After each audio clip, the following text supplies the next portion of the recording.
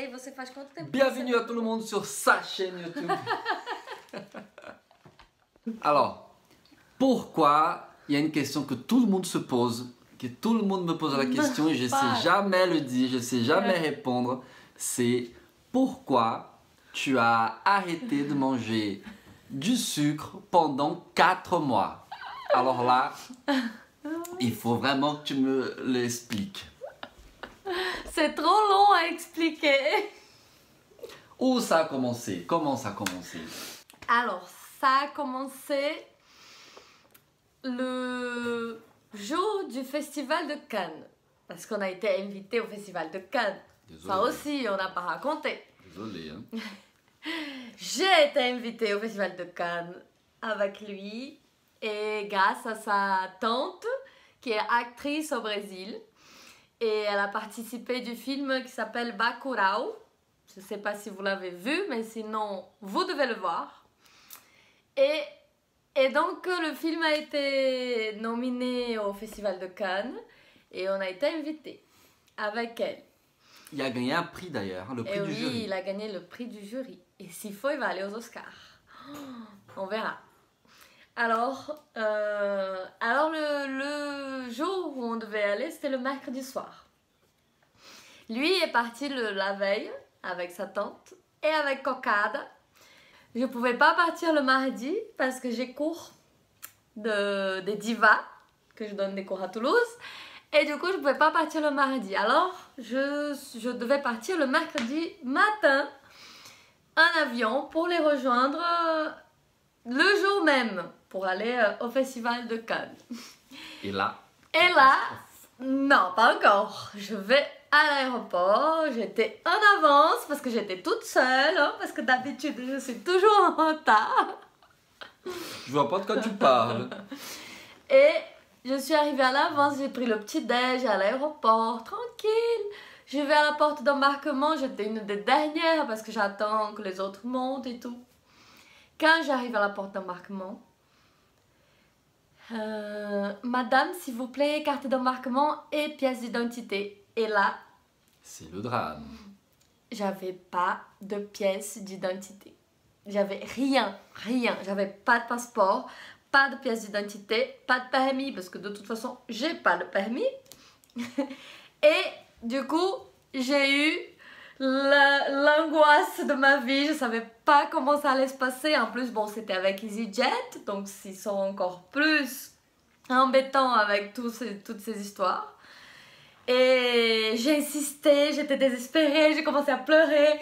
À la fin, je lui ai dit non, mais je peux pas rester, je dois y aller et tout. Et j'étais déjà dégoûtée avant quoi que ce soit. Et je lui disais que j'avais oublié ma pièce d'identité, mais j'avais la photo de mon passeport sur mon portable. Mais elle voulait pas accepter la photo du passeport. Et donc j'ai discuté, j'ai insisté et tout le monde qui est rentré, qui est embarqué. Et moi j'étais là, j'attendais. Et finalement, elle m'a demandé si j'avais pas une carte vitale avec ma photo. J'avais ma carte vitale, donc je montre ma carte vitale, mais ma carte vitale, elle avait que mon nom de jeune fille. Et sur mon passeport, non, et sur le billet, c'était mon nom de mariée. Donc c'était pas le même nom. Et alors, donc j'avais ma carte vitale avec mon nom de jeune fille. J'avais mon billet avec le nom de mariée. Et elle a vu mon passeport parce que sur mon passeport, il y avait quand même mon nom de mariée. Mais donc elle a appelé ses responsables, elle a appelé je sais pas qui. Et les gens qui ont continué d'embarquer, moi j'étais là. Et après beaucoup de discussions, elle m'a laissé embarquer. Merci EasyJet. Voilà, merci beaucoup. J'y croyais plus. Mais c'est bon, je suis montée dans l'avion, j'étais la dernière à arriver bien sûr. Ça change pas trop hein, par rapport à d'habitude. Et déjà, j'avais peur parce que les invitations... Donc déjà là, je commençais à prier à tout le monde. Je commençais à prier pour qu'ils m'aident, pour que je puisse monter dans cet avion parce que sinon, j'allais pas au festival. Et ça n'arrive qu'une fois dans une vie d'aller au festival, d'être invité au festival de Cannes comme ça.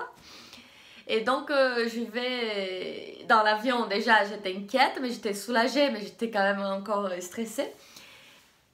Et pour récupérer les invitations pour le soir, c'était donc nominatif, il fallait aller chercher avec sa pièce d'identité. Et moi, j'étais partie à Cannes, mais je n'avais pas de documents avec moi. Donc, et on va chercher les documents. Et là, je commence à prier avant. Je lui dis surtout ne monte pas, parce que si tu demandes ta pièce d'identité que tu l'as pas, Ouais. donc reste en bas. Et donc, je suis restée en bas. Et lui, il est monté. Et là, j'ai recommencé à prier. Et bon, moi, je suis croyante, je crois en Dieu. Et je prie donc pour Dieu, pour qu'il m'aide, surtout quand je suis dans ces galères. Bon, je le remercie aussi hein, de tout ce que j'ai. Mais en tout cas, je priais. Et en fait, j'ai fait une promesse. Donc, je me suis dit, je vais faire une promesse. Comme ça va être plus fort encore la demande. Je fais une promesse, si tout se passe bien, si j'arrive à avoir les invitations, déjà que j'ai réussi à monter dans l'avion, si j'arrive à avoir les invitations, bon, avant, je me suis dit, je vais arrêter de boire. Pendant, je sais pas, je me suis dit quelques mois. Mais après, j'ai bien réfléchi et ça aurait été trop dur de ne rien boire. Alors, je me suis dit... Boire de l'alcool, tu veux dire? Oui, hein? oui, de l'alcool, pas de l'eau. Parce que de l'eau, de toute façon, elle n'en boit pas. Hein. Et alors, j'ai dit que j'allais arrêter de manger du sucré, en fait. Donc, tout ce qui est sucré. Et vous savez, bon, voilà, c'était une promesse entre Dieu et moi. Donc, j'ai choisi ça parce que j'aime beaucoup tout ce qui est chocolat, gâteau, biscuits, tout ça. Bon, les desserts, pas tant que ça, mais c'est vrai que les gâteaux et les chocolats, c'est un truc que je mange tous les jours, pratiquement. Ouais. Et donc, je me suis dit, je vais arrêter de manger ça pendant 3 mois. Parce que je me dis, mais un mois, c'est trop rapide. Non, il faut faire quand même, pour faire une promesse, il faut la faire bien. Il faut faire quelque chose qui soit quand même difficile, sinon... Et l'enjeu, quand même, il était important. Oui, donc je pouvais pas faire un truc trop facile, 2 jours sans manger de sucre, de sucré, ça aurait été trop simple. Donc je me suis dit 3 mois. Oui.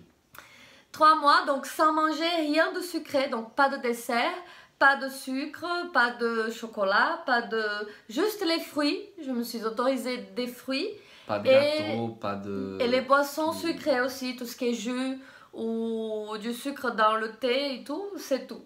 Sinon, pas de gâteau, pas de dessert, pas de chocolat. Pas de chocolat, ça c'était plus dur.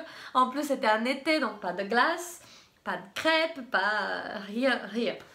Vraiment pas de sucre, juste du fruit. Si je voulais un dessert, il fallait manger des fruits. Ou yaourt sans sucre. Non, mais elle a bien réussi, hein, parce qu'elle ne mangeait pas. Et j'ai jamais craqué. Non, elle n'a jamais craqué. On aurait dit que c'était facile, parce que vraiment... Mais non, c'était trop dur. Mais bon, comme c'était une promesse et que... Eh bien attends, j'ai pas fini de raconter. Non.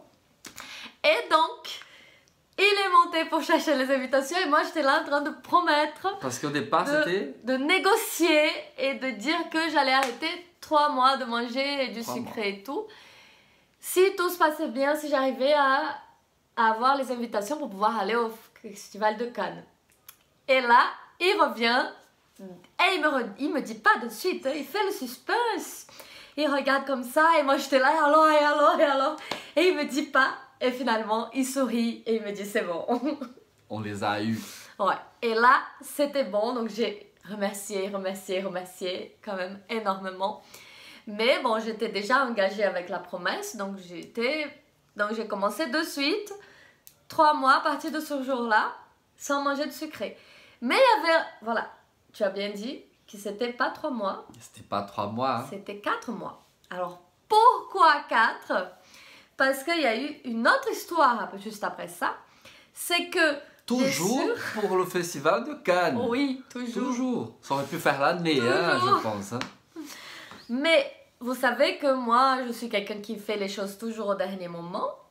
Donc, j'ai pas trouvé ma robe rapidement, ma robe pour le festival.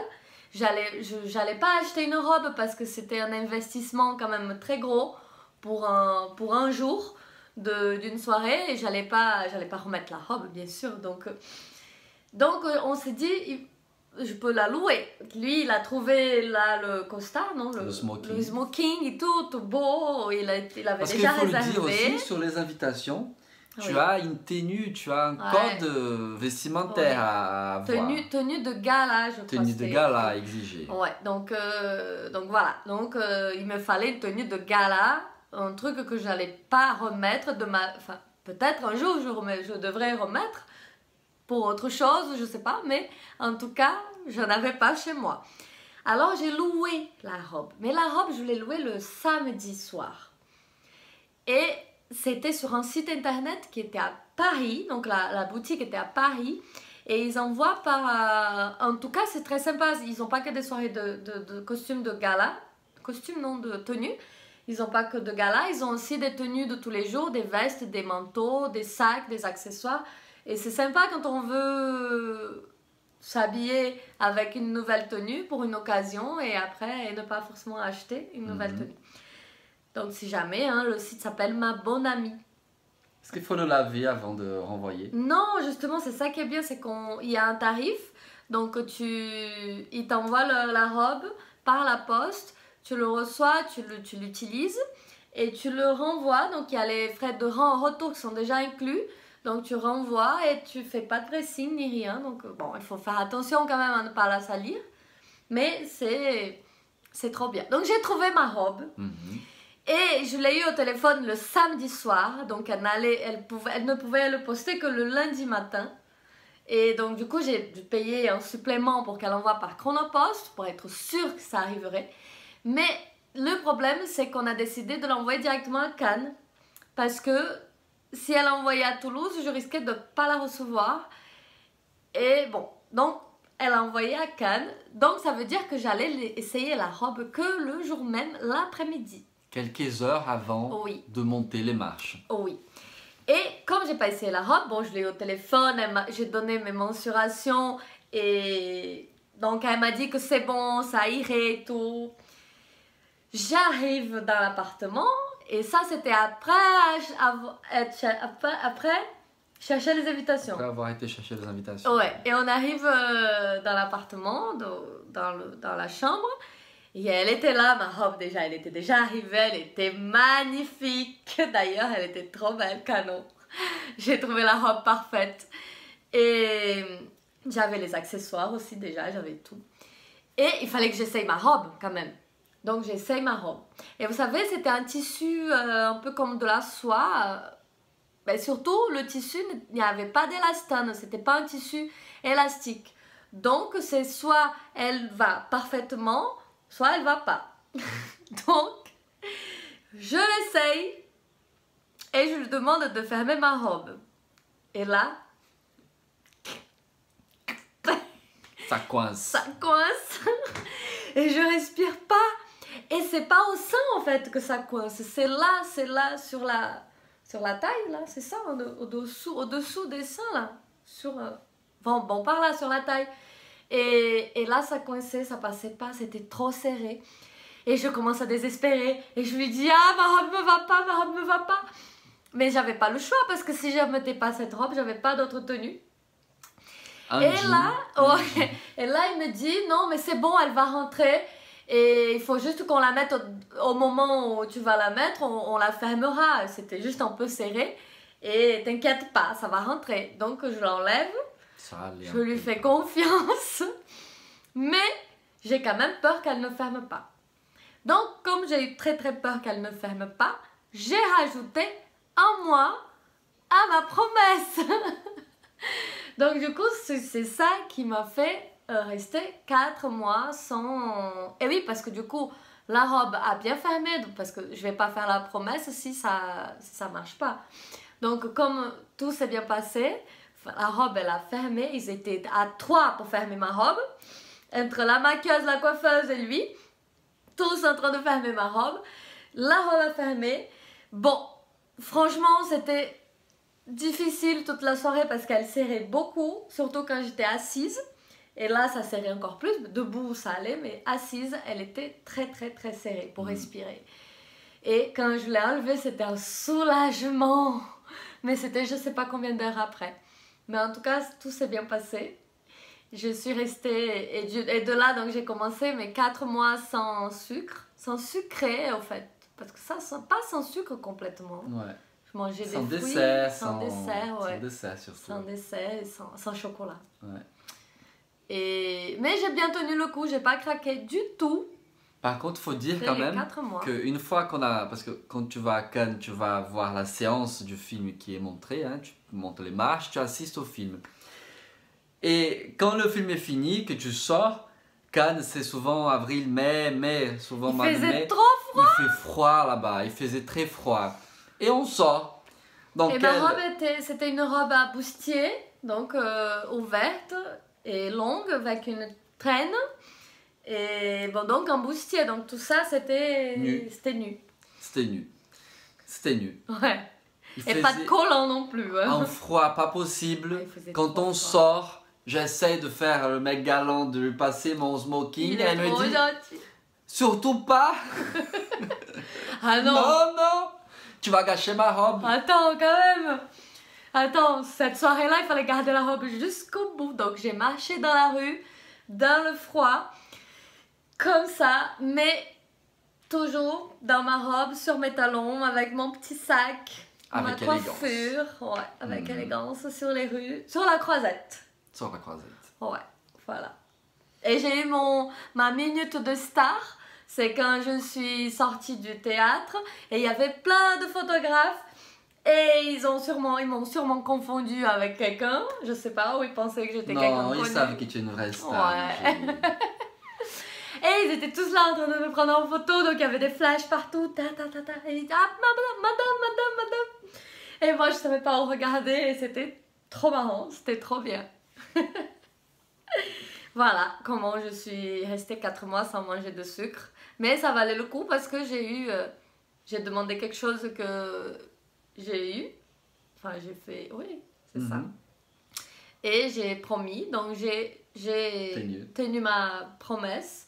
Et surtout, c'est beaucoup plus facile de tenir une promesse que quand c'est pas une promesse. Parce que quand c'est un régime, une diète, c'est pas aussi facile. Faites des promesses. Ah oui, je voulais rajouter un truc. Parce que on m'a demandé aussi si j'avais maigri ou si je maigrissais sans manger de sucré.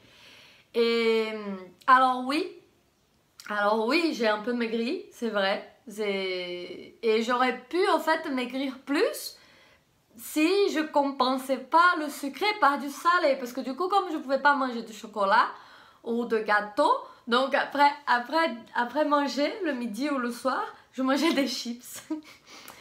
Pour faire semblant que c'était du sucré ou des gâteaux. Mais non, c'était des chips. Donc je mangeais des chips, je mangeais beaucoup de salé. Enfin, je mangeais d'autres choses du coup à grignoter. Mais j'ai un peu maigri quand même. Après, j'étais pas en diète. Donc je mangeais tout ce que je voulais. J'étais pas au régime. Mais c'est vrai que sans manger de sucre, ben, je pense que oui, ça fait du bien aussi de pas trop manger. Et après, quand j'ai remangé, et là, c'était trop sucré, pour le coup. Du coup, c'était bizarre. Du coup, aujourd'hui, elle mange plus de chocolat. Non, c'est pas vrai. Non, c'était bizarre, mais on s'y habitue hein, après, de nouveau. Voilà, ça, c'était la petite histoire des 4 mois sans manger de sucré. Et la vidéo a été tournée d'un seul coup. Et elle va être publiée comme ça, au naturel. Donc vous allez voir, sans montage, sans coupure, sans rien. D'accord ?